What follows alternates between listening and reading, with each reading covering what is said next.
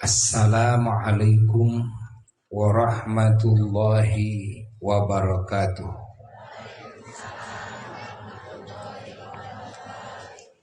Alhamdulillah wa afdhalus salati wa atammut taslimi ala sayyidina wa maulana Muhammad wa ala alihi wa sahbihi wa mawalah wa la hawla wa la quwwata illa billah.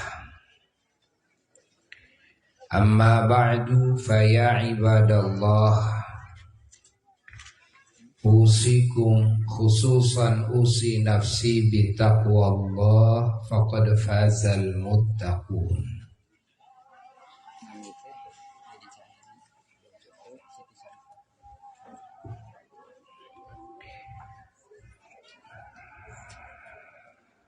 Qala Allah tabaraka wa ta'ala, a'udzu billahi minasy syaithanir rajim. Bismillahirrahmanirrahim.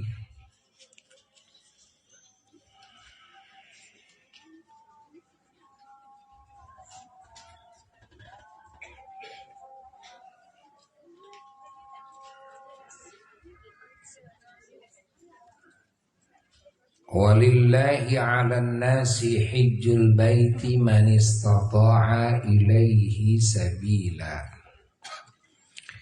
Sadaqallahul aliyyul azim. Hadirin hadirat, para jamaah yang mulia dan segenap mustami'in mustami'at, talibin talibat, muhibbin muhibbat dimanapun berada, terkhusus saudara kita yang punya acara dalam rangka tasyakur bin ni'mah, mensyukuri segenap nikmat yang Allah karuniakan kepada mereka, yaitu Ujang Dedi Cahyadi dan istrinya yaitu Siti Syarifah, yang diantara karunia Allah itu adalah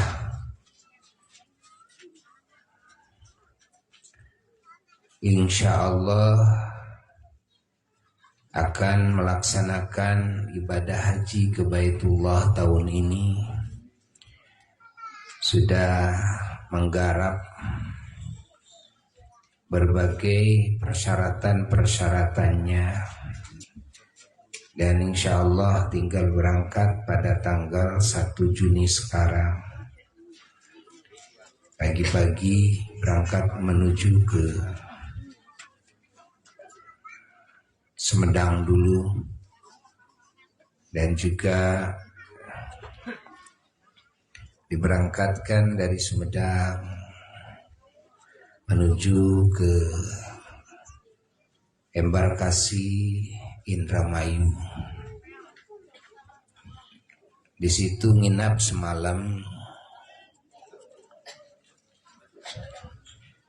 diberi arahan-arahan dulu, dibagi living cost dan juga tanda pengenal, diproses dulu. Lalu dari situ besoknya, yaitu hari Jumat tanggal 2 Juni, diterbangkan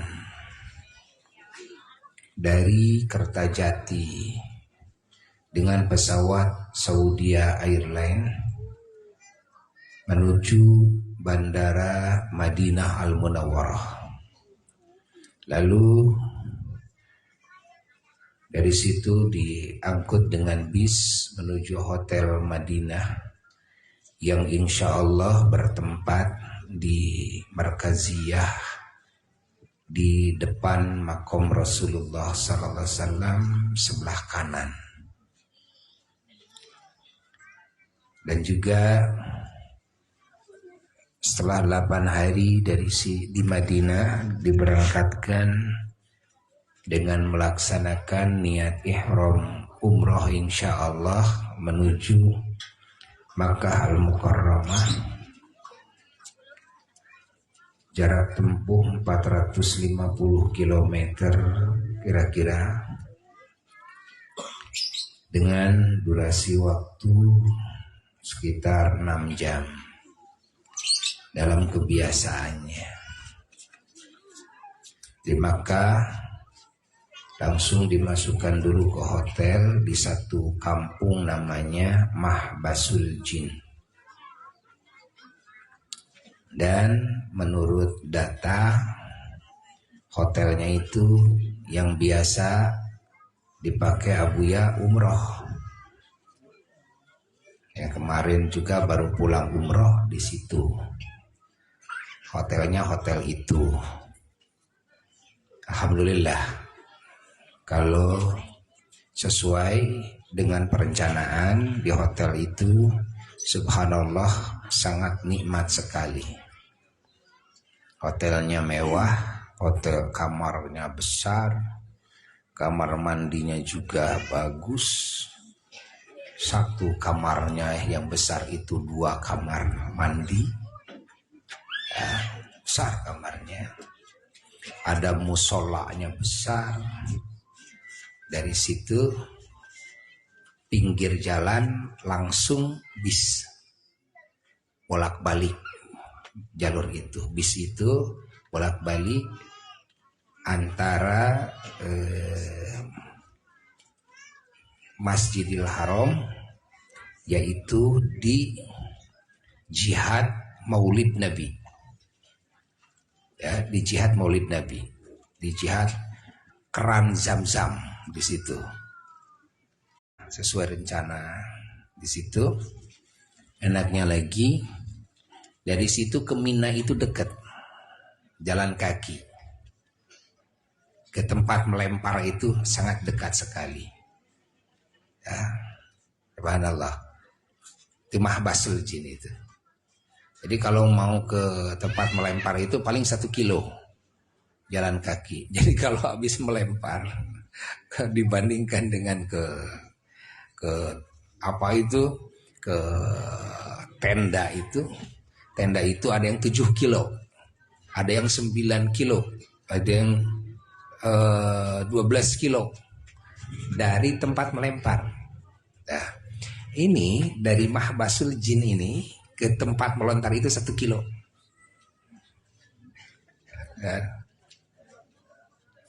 Nah ini sering terjadi ini. Ya, sering terjadi. Subhanallah, ini karunia dari Allah. Malah pernah dulu lebih dekat ke tempat melempar, sehingga jamaah itu nggak nginep di tenda. Jadi habis melontar langsung ke hotel. Dari hotel mau melempar berangkat lagi ke sana. Mau nginep ya masuk dulu ke wilayah Mina. Nginepnya malam itu. Tuh. Jadi melempar yang tanggal 11, dia lemparnya malam 13. Jadi habis sholat isya jalan bawa batu. Sambil nginap yang malam 11 sambil melempar yang tanggal 11. Sambil nginap yang malam 12 yang melempar dan melempar tanggal 11. Kalau malam 11-nya ya sengaja saja ke situ untuk nginap. Ya sambil jalan-jalan saja. Ya sambil jalan-jalan keliling. Namun menginap yang malam 12 itu sambil melempar yang tanggal 11. Yang nginap malam 13 sambil melempar yang tanggal 12. Pulang lagi ke hotel, dari hotel berangkat lagi hanya untuk melempar yang tanggal 13. Jadi bolak-balik hotel ke tempat melempar. Dan itu subhanallah ya, dekat sekali. Kalau ke Mina itu dekat sekali, jalan udah sampai tempat melempar. Dan bis ini rutenya dari tempat melempar ya, ke Serambi Masjid. Nah, kelewatan nih rumah kita nih di depan. Kelewatan. Jadi bolak-balik kalau kita mau jalan-jalan ke tempat pengelontaran, ingin tahu itu ya tinggal naik mobil itu aja.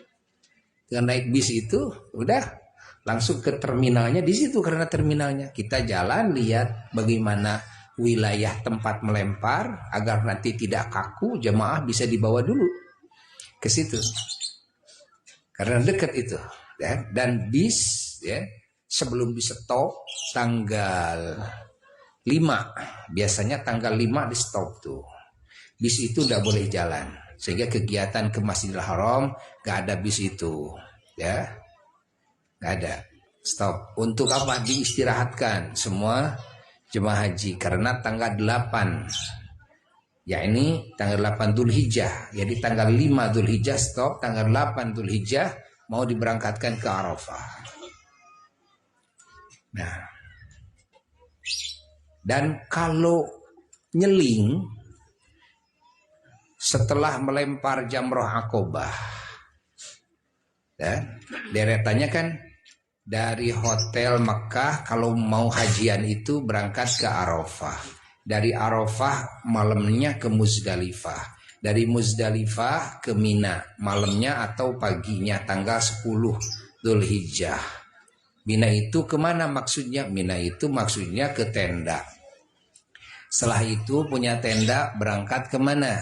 Berangkat ke sumur Aqobah, hanya satu sumur. Melempar 7 batu, dah. Setelah itu kembali lagi ke tenda. Dah. Nah, kalau yang dekat ke hotel, kembalinya malah ke hotel, dah. Daripada ke tenda. Karena jauh lebih dekat ke hotel. Nah, kalau sekarang ini Mahbasul Jin, kan, malah lebih dekat ke hotel daripada ke tenda. Jauh, ya, perbandingannya jauh. Ya. Cuma kalau di hotel jatah makan jadi hilang. Karena dikasih makannya di situ, dikasih makannya di mana? Di tenda, ya, dekat makan hilang. Lalu ada kalau mau berobat ke medis ya, di medis juga kan di situ adanya. Nah, kalau jamaah biasa nyeling setelah melempar jamrah Aqobah, nyeling dulu mau tawaf ifadah, ya jalannya ke depan rumah, jalannya itu, karena dari depan rumah juga ke Masjidil Haram cuma lewat terowongan langsung ke Masjidil Haram sudah, nanti pulang lagi ke situ. Nah, subhanallah ya, semuanya sudah diatur oleh Allah. Beda dengan Buya tahun kemarin di Misfalah, Buya juga menyangka yang sekarang ini Misfalah. Ternyata begitu dilihat yang sekarang itu di Mahbasjid, malah hotelnya juga hotel yang biasa dipakai oleh Buya dalam umroh, ya, insyaallah. Alhamdulillah. Nah, saudara kita ini insyaallah ya, doakan oleh semuanya akan melaksanakan tugas suci, tugas yang agung dari Allah, mengunjungi rumahnya. Yang disebut haji umroh itu adalah mengunjungi rumah Allah ya, dengan melakukan ibadah-ibadah yang ditentukan oleh Allah. Namanya haji, namanya umroh itu ya, mengunjungi rumah Allah. Baitullah itu adalah rumah Allah. Ingat bahwa rumah Allah bukan berarti Allah bersemayam di rumah tersebut, di tempat tersebut, seperti halnya ya tudingan saudara kita kaum Wahabi. Allah bersemayam di aras, Allah bersemayam di langit, kan? Nah, mungkin saja kalau tidak belajar ilmu akidah yang benar, bisa-bisa menganggap Allah di Baitullah, di rumah itu ya. Jadi itu rumah Allah, artinya rumah itu, bait itu satu bangunan ya, satu bangunan yang oleh Allah Subhanahu wa taala sangat diagungkan. Saking agungnya di sisi Allah sampai dinisbatkan rumah itu kan kepada zat Allah. Jadi Baitullah rumah Allah. Seperti bulan Rajab bulan Allah. Saking agungnya bulan itu dinisbahkan oleh Allah kepada zatnya. Jadi bulan Allah kan. Bukan berarti Allah ada di bulan itu. Seperti Baitullah bukan berarti Allah ada di tempat itu. Apa maknanya? Maknanya bahwa Allah Subhanahu wa ta'ala memberikan perhatian khusus terhadap hamba-hambanya yang beriman, yang menyambungkan kecintaannya dan ta'zimnya kepada tempat tersebut. Maka orang ini akan ada perhatian khusus dari Allah. Anugerah yang teristimewa dari Allah. Maka ibadah sholat disambungkan juga ke Ka'bah. Harus menghadap ke Ka'bah. Ya. Ibadah haji juga kan, harus mengelilingi Ka'bah. Malah doa, zikir kan, yang terbaik posisi orang yang berdoanya, posisi orang yang berzikirnya adalah ketika dadanya dihadapkan ke Ka'bah, ke Baitullah. Ya, Allah Subhanahu wa ta'ala ya bikin perhatian khusus, sinyal yang lebih kuat itu di situ Allah simpan. Di rumahnya Allah simpan. Ya. Nah, seperti sinyal HP saja kan. Kalau kita kan dekat dengan towernya. Ya. Itu kan lebih kuat sinyalnya. Tapi kalau jauh kan, itu suka ada kredit. Bisa sih bisa kan. Tapi agak ya. Nah, seperti itu. Ketika dada kita dihadapkan ke kiblat, itu sinyalnya kuat. Kalau doa, kalau zikir, sinyalnya kuat. Malah sholat mau tidak mau harus dihadapkan ke kiblat, ke Ka'bah. Sehingga ibadah sholat ini menjadi istimewa. Kenapa? Dapat aliran-aliran anugerah ilahiyah, rahasia-rahasia ilahi lewat Baitullah ini. Yang dialirkan kepada siapapun hambanya yang beriman, yang menghadapkan dadanya kan, ke Baitullah tersebut. Nah, catat ini oleh kita sehingga kita tahu, faham makna rumah Allah.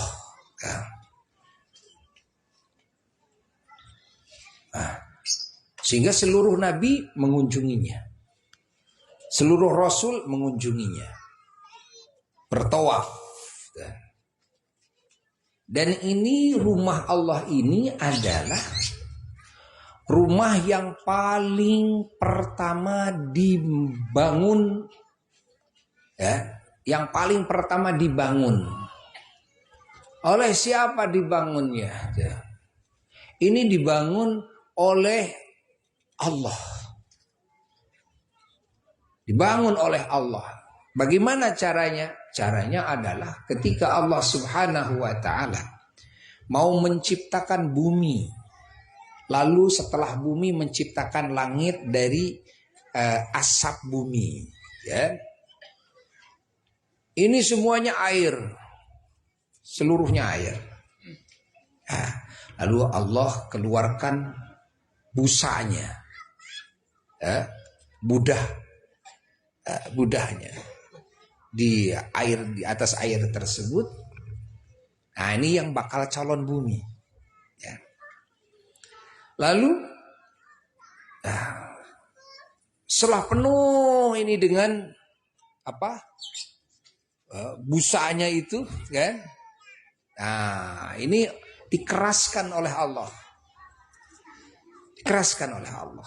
Nah, lalu dimunculkan oleh Allah berbeda, warnanya juga berbeda. Bagaimana warnanya? Putih. Tanah yang muncul dari busa tersebut ya ke atas ya. Nah, itu putih warnanya. Itulah pembangunan pertama. Ya. Lalu setelah itu dimunculkanlah beda itu, ya. Dibedakan apa? Bakal masjid di alam dunia ini. Dimanapun manusia bangun masjid sampai hari kiamat, itu sebetulnya dulunya saja sudah ada tandanya. Dimunculkan itu, zudah sebutnya, kan?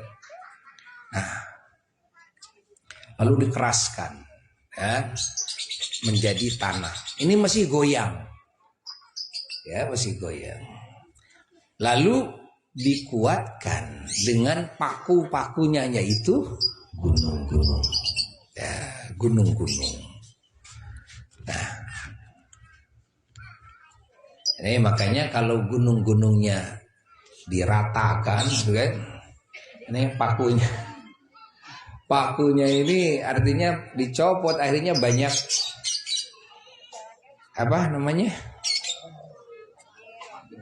banyak gempa, ya. Di sana di sini banyak gempa karena sangat banyak sekali gunung-gunungnya diratakan itu. Nah. Allah.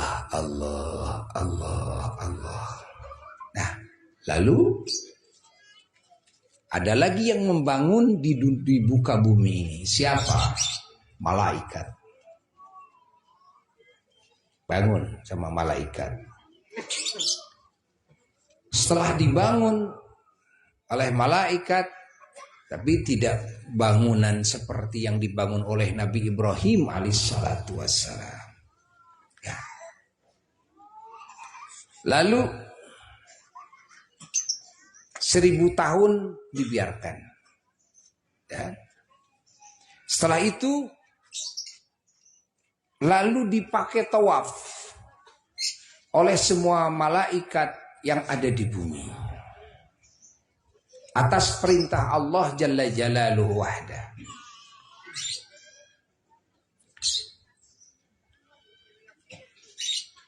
Dan ini bangunan Ka'bah ini pas mengarah ke atas itu ke Baitul Ma'mur. Apa Baitul Ma'mur? Baitul Ma'mur itu Ka'bahnya para malaikat.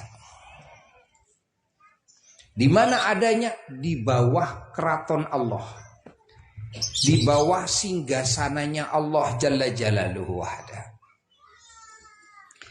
Dan malaikat yang ada di langit itu tawafnya di situ. Namanya di Baitul Ma'mur. Baitul Ma'mur. Nah, ini Ka'bah ini ngepas ke Baitul Ma'mur.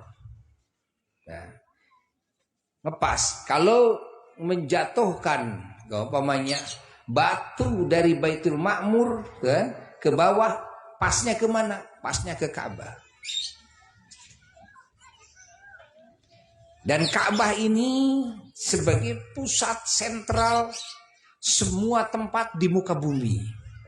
Disebutlah Ummul Qura. Ummu teh ibu, Qura teh jamak dari qaryah-qaryah. Qaryah itu apa? Perkampungan-perkampungan, ya, yang dihuni oleh manusia di muka bumi. Nah, ibunya itu kalau istilah sekarang ibu kota, ya. Ibu kota sedunia namanya Ummul Qura. Nah, Malaikat yang ada di bumi tidak diizinkan naik ke langit ke sana ke Baitul Ma'mur untuk melaksanakan tawaf. Maka untuk tawaf para malaikat yang ada di bumi itu oleh Allah diciptakanlah apa Ka'bah. Dibangun oleh Allah Ka'bah. Yaitu diwujudkan, maksudnya dibangun di sini. Lalu dimakmurkanlah oleh malaikat. Nah, begitu Nabi Adam alaihissalatu wassalam turun ke muka bumi, malaikat itu lebih dulu ya dari Nabi Adam alaihissalatu wassalam dalam melaksanakan tawaf. Nabi Adam diperintahkan mengunjungi Baitullah ini dari Gunung Sarandib, tempat Nabi Adam diturunkan dari surga. Yang dulu Gunung Sarandib itu termasuk wilayah India. Sekarang masuknya wilayah Sri Lanka. Dari situ Nabi Adam diperintahkan melaksanakan haji oleh Allah. Bolak-balik jalan kaki 40 kali. Masya Allah. Untuk apa? Mengunjungi rumah Allah. Mengunjungi rumah Allah. Dan tidak ada rumah yang paling pertama diciptakan di muka bumi ini kecuali rumahnya Allah, yaitu Ka'bah Baitullah. Nah, sehingga ketika kaum Yahudi dulu di zaman baginda Rasulullah sallallahu alaihi wasallam, mereka berkomentar ya, bahwa kata kaum Yahudi, Muhammad kiblatnya Ka'bah ya. Kita kiblatnya Masjidil Aqsa. Lebih mulia Masjidil Aqsa, lebih unggul Masjidil Aqsa ketimbang Ka'bah katanya. Kenapa? Karena Masjidil Aqsa adalah kiblatnya para rasul yang dulu. Hatta Nabi Ibrahim saja, leluhurnya Nabi Muhammad sallallahu alaihi wasallam, berkiblatnya kemana asalnya? Ke Masjidil Aqsa. Tinggalnya juga di sana. Nah, para nabi, para rasul begitu. Kalau Ka'bah enggak, itu kalaupun dibangun oleh Nabi Ibrahim berarti kan artinya baru ya. Karena kan sebelum Nabi Ibrahim banyak para nabi, banyak para rasul. Nah, kemana berkiblatnya? Berkiblatnya ke Masjidil Aqsa. Jadi Ka'bah dianggap oleh mereka di bawah, ya, di bawah Masjidil Aqsa. Begitu orang Yahudi berkomentar seperti itu, diturunkanlah ayat firman Allah yang menyatakan ya, keunggulan Baitullah ini, yaitu A'udzubillahi minasyaitonirrajim. Bismillahirrahmanirrahim. Inna awwala baitin wudi'a lin-nasi lalladzi bi Bakkata mubarakan wa hudal lil alamin. Masya Allah. Inna awwala baitin, kata Allah, sesungguhnya rumah yang paling pertama, wudi'a lin-nasi, yang ditempatkan itu rumah bagi semua manusia, lalladzi bi Bakkata, adalah yang ada di Bakkah. Bakkah itu apa? Nama lain dari Makkah. Ya. Namun sebagian ulama, kalau Bakkah dan Makkah itu perbedaannya, Bakkah itu adalah tempat dibangunnya bangunan Ka'bah. Itu namanya Bakkah. Kalau Makkah adalah seputar kota Makkah. Itu namanya Makkah, kan? Menurut sebagian riwayat dari sebagian ulama, Bakkah itu bukan cuma tanah letaknya bangunan Ka'bah saja, tapi juga termasuk dengan wilayah masjidnya. Nah, ini namanya Bakkah. Di luar masjid, wilayah Makkah namanya. Nah, Allah sebutkan lalladzi bi Bakkah. Ini rumah yang paling pertama. Lalladzi bi Bakkah. Mubarakan kata Allah, yang diberkahkan. Lebihnya lagi wahudan lil alamin, dan menjadi petunjuk bagi semua alam. Subhanallah. Menjadi petunjuk bagi semua alam.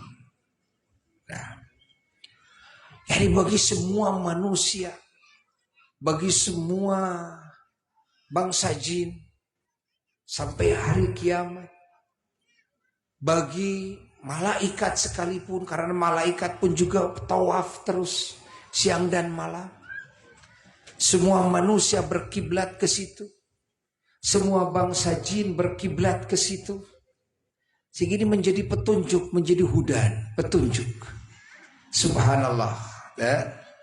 Ada lebih lagi daripada makna hudan lil alamin ini, bahwa Makkah menjadi petunjuk. Ini bahasa majasi. Apa artinya? Bahwa dari mulai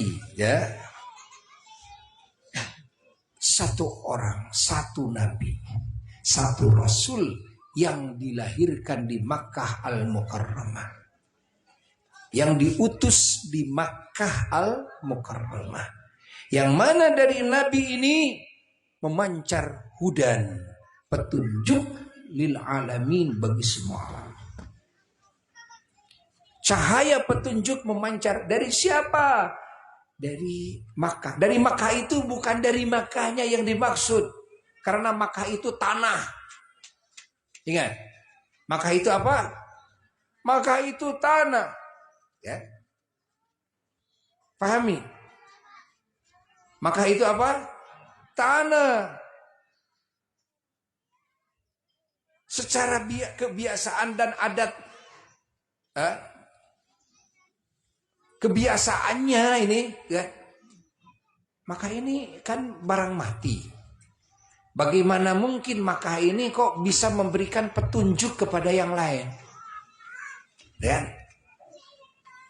Kecuali hanya mimbabil isyarah, dari sisi isyarat saja, seperti kita kan menjadikan bikin panah itu kan sebagai tanda. Nah, tanda sebagai petunjuk. Kalau dulu latihan pramukaan kan gitu, ya. Untuk agar kita bisa tahu, gitu kan? Daerah anu, lihat apa? Lihat panah. Seperti bintang juga, gitu kan? Bintang juga ini menjadi sebab orang-orang bisa mendapatkan petunjuk. Petunjuk apa? Arah. Petunjuk cuaca, petunjuk musim. Lihat bulan, ya. Petunjuk. Begitu pula kalau matahari, kita lihat matahari, kita bisa mendapatkan petunjuk lewat matahari. Ini sudah masuk waktu subuh, ini sudah masuk waktu duhur, ini sudah masuk waktu asar, ini sudah masuk waktu maghrib, kan? Lembayung juga, ini jadi petunjuk. Oh, ini sudah masuk isya, itu kan? Nah, contoh, ya, fajar juga, fajar sodik, ya. Nah, ini bisa menjadi petunjuk. Ini sudah masuk waktu subuh. Nah, lalu juga seperti bulan. Bulan juga jadi petunjuk. Ini tanggal 1, gitu kan? Udah kelihatan. Ini akhir bulan, ini kelihatan. Ini jadi petunjuk. Nah, Makkah juga sama jadi petunjuk. Nah, Makkah ini jadi petunjuk hudan lil alamin, khususnya alamin itu manusia dan bangsa jin. Petunjuk kemana? Petunjuk arah sholat. Petunjuk arah doa dan zikir yang terbaik, arahnya ke situ. Ya. Petunjuk apa? Petunjuk untuk melaksanakan haji. Berkumpul, bersilaturahim. sedunia di situ. Ini jadi petunjuk, gitu kan. Nah, ini petunjuk mimbabil isyarah. Kalau petunjuk yang sifatnya keilmuan, sifatnya nasihat-nasihat, ini kan harus dari makhluk hidup kan? Ya. Lalu siapa di situ yang menjadi petunjuk di Makkah itu? Adalah baginda Sayyiduna wa Maulana Muhammad. Kenapa begitu? Karena tidak ada Rasul yang diutusnya di Makkah kecuali Kanjeng Nabi Muhammad sallallahu alaihi wasallam. Maka makna huwa hudan lil alamin adalah Kanjeng Nabi Muhammad sallallahu alaihi wasallam. Ini namanya majaz, bahasa majaz. Kan? Bahasa majaz disebut tempatnya, ya, tapi yang dimaksud penghuni tempat tersebut. Contoh, seperti dalam Quran ada firman Allah seperti begini. Was'alil qaryah. Tanyakan oleh kamu kepada kampung. Jadi yang suruh ditanya siapa? Loh, kampung. Tanyakan ke kampung sama kamu. Ini bahasa Quran loh. Kita disuruh bertanya ke kampung. Kalau nanya ke kampung, masa, hei kampung. Orang gila namanya. Gitu kan? Jadi begitu kan? Kalau umumnya manusia ini kan begitu. Kebiasaan manusia kan begitu. Mana mungkin bertanya ke kampung. Ya. Paling-paling itu cuma hayalan doang lah. Ya. Kampung digambarkan makhluk hidup seperti nyanyian. Apa itu? Oh angin, sampaikanlah salamku. Itu kan? Itu kan? Ngomong sama siapa? Sama angin itu kan. Itu cuma hayalan saja. Seolah angin ini makhluk hidup gitu kan. Dimana kita berharap karena angin itu bepergian ke sana kemari membawa salam kita kepada sang kekasih kita. Begitu kan? Nah, ada lagi yang ngomong dalam lagu itu kalau bulan bisa ngomong. Ya kan? Nah, itu mau curhat sama apa? Sama bulan gitu kan. Tapi kan bahasa Quran ini, Was'alil qaryah, tanya kampung sama kamu. Oh, ini bahasa majaz. Apa maksudnya? Bukan kampungnya, bukan tempatnya, tapi penghuni kampung. Tanyakan oleh kamu kepada penghuni kampung. Dan di kita juga biasa itu. Biasa itu. Kalau ada orang yang bertanya kan, Pak, di mana itu ada pembagian sembako? Tanyakan ke kampung itu. Tanyakan ke kampung itu, kan? Itu di kita juga sudah jadi biasa. Begitu pula dalam kalimat ini bahwa Bakkah ini, ya kan? Bahwa Bakkah ini, Makkah ini, kan? Yang diberkahkan wahudan, dan Makkah ini petunjuk lil alamina, bagi semua alam, terkhusus manusia dan bangsa jin. Sebentar. Bagaimana ini Makkah bisa menjadi petunjuk? Apakah Makkah ini dakwah? Enggak. Apakah Makkah ini tabligh? Enggak. Boleh saja dimaknai bahwa hudan ini adalah majaz. Kan? Kartos ente.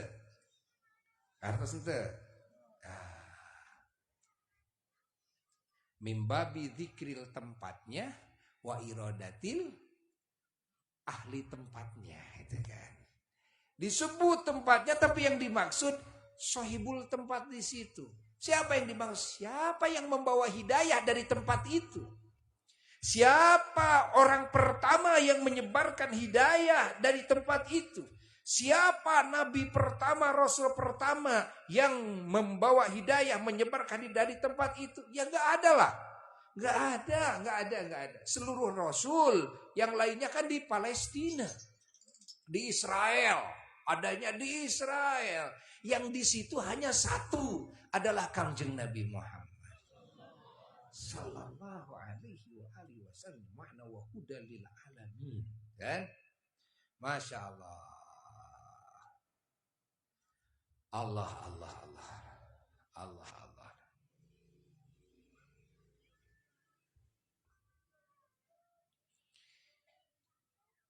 Allah.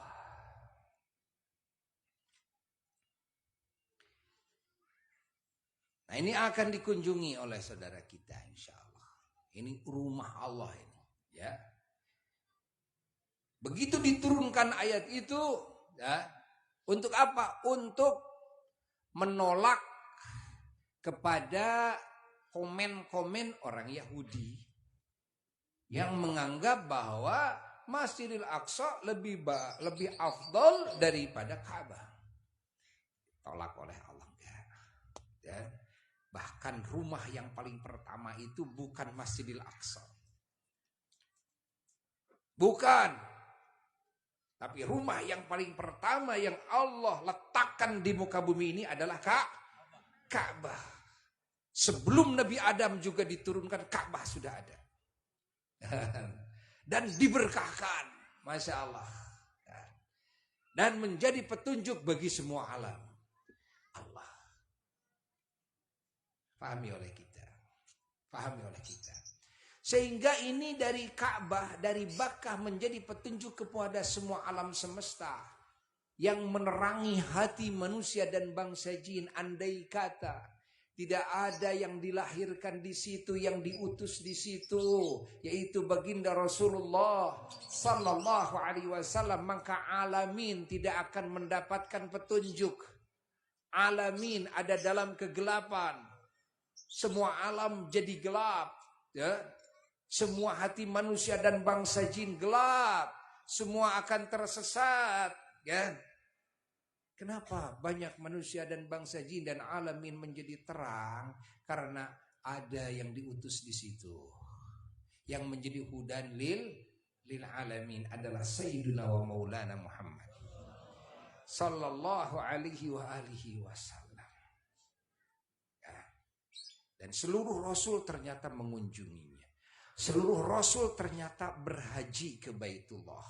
Sehingga tidak ada tempat yang pernah dipijak, diramaikan dengan ibadah, dikunjungi oleh semua Nabi dan Rasul yang Allah utus di muka bumi, kecuali Makkah Al-Mukarramah. Ya. Dan disitulah, ya, dimunculkan rahmatan lil alamin. Disitulah dimunculkan hudan lil alamin. Seperti Quran itu. Siapa itu? Kangjeng Nabi Muhammad sallallahu alaihi wasallam. Disitulah Quran, kan? Surat pertama, ayat pertama diturunkan, kan? Dan beberapa surat setelahnya di Makkah Al-Mukarramah yang disebut dengan surat-surat Makkiyah. Nah, subhanallah. Dan dari situlah cikal bakal segala kebaikan dohir, dan bagi semua manusia dan bangsa jin.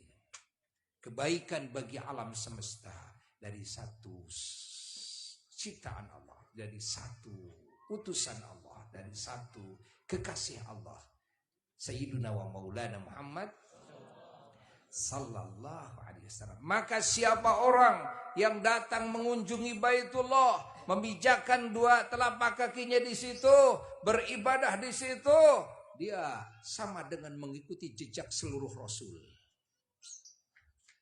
Dia akan mendapatkan semua asrar, anwar seluruh Nabi dan Rasul. Dia akan mendapatkan limpahan nafahat, futuhat, munuhat, anugerah-anugerah lewat semua Nabi dan Rasul, semuanya. Karena di situ ditumpahkannya. Ya. Di situ ditumpahkannya. Kalau kita, ya, meyakini bahwa orang soleh itu di dirinya ada keberkahan yang bisa melimpah kepada yang lain, bagaimana kalau dari seorang Nabi? Kan? Sementara seluruh Nabi dan Rasul memijakkan kakinya di tanah itu. Maka niatkan ketika kita masuk ke Makkah itu untuk apa? Tabarrukan, kan? Bil anbiya wal mursalin, niat ngambil keberkahan dari seluruh nabi dan para rasul sehingga kita bisa meraih segala anugerahnya. Ya? Masya Allah. Maka sangat-sangat beruntung sekali orang yang bisa memijahkan dua telapak kakinya di Makkah Al-Mukarramah. Ditambah lagi dengan Madinah Al-Munawwarah. Maka kita doakan saudara kita ini mudah-mudahan oleh Allah dalam prosesi ibadah hajinya dan ibadah-ibadah selain haji, prosesi ziarahnya kepada baginda Kanjeng Nabi Muhammad sallallahu alaihi wasallam, prosesi ngalah berkahnya, prosesi berdoanya, semoga semuanya sukses.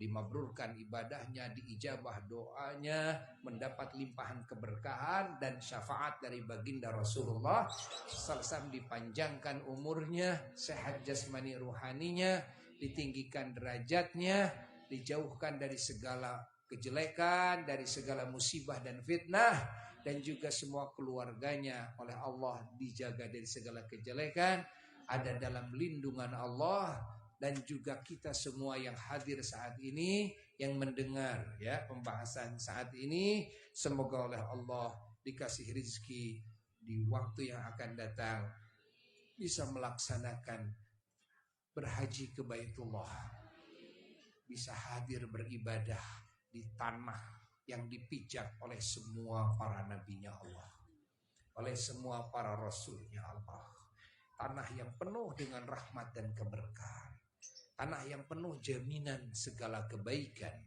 bahkan kemanfaatan di dunia dan segala kebaikan di akhirat, ya. Dan tanah yang mendapatkan jaminan syafaat baginda Rasulullah sallallahu alaihi wasallam dan syafaatnya Baitullah bagi siapapun yang memakmurkan Baitullah dengan tawaf, dengan umrah, dengan haji, dan yang berziarah kepada baginda Rasulullah sallallahu alaihi wasallam. Semoga semua dikabul oleh Allah. Bijahil Nabi sallallahu alaihi wasallam wa bisirri asraril Fatihah.